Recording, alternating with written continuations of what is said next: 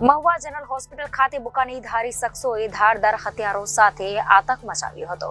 6 મહિના પહેલા થયેલા ફરિયાદની દાજી રાખી 4 થી 5 શખ્સોએ હુમલો કર્યો છે।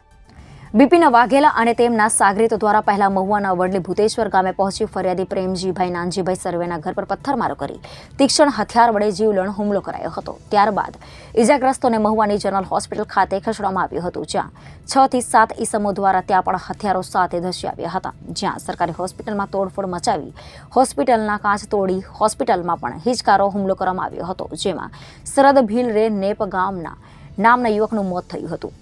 આ હુમલાની ઘટનામાં મોત નિપજતા સમગ્ર ઘટના હત્યામાં પરિણમી હતી। હાલ મહુવા ડીવાયએસપી પીઆઈ સહિતનો કાફલો હોસ્પિટલ ખાતે પહોંચ્યો હતો અને તપાસ હાથ ધરી છે।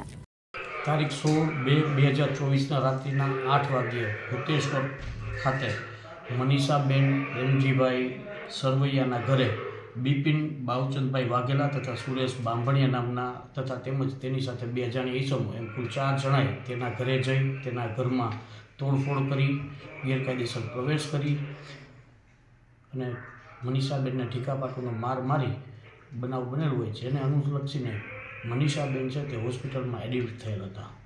મનીષાબેન હોસ્પિટલમાં એડમિટ થયેલ હતા ત્યારે આ કામના આરોપીઓએ ફરીથી એકસમ કરી અને ત્યાં તલવાર, ધોકા અને છરી જેવા પ્રાણઘાતક હથિયારો લઈ અને ઝપાઝપી કરેલી, જે ઝપાઝપીમાં મનીષાબેનના પતિ પ્રેમજીભાઈ નાનજીભાઈ સરવૈયાએ આ કામમાં મરણ જનાર શરદભાઈ ભીલને છરી મારી દેતા તેઓ ઘટના સ્થળે મૃત્યુ પામેલ હતા।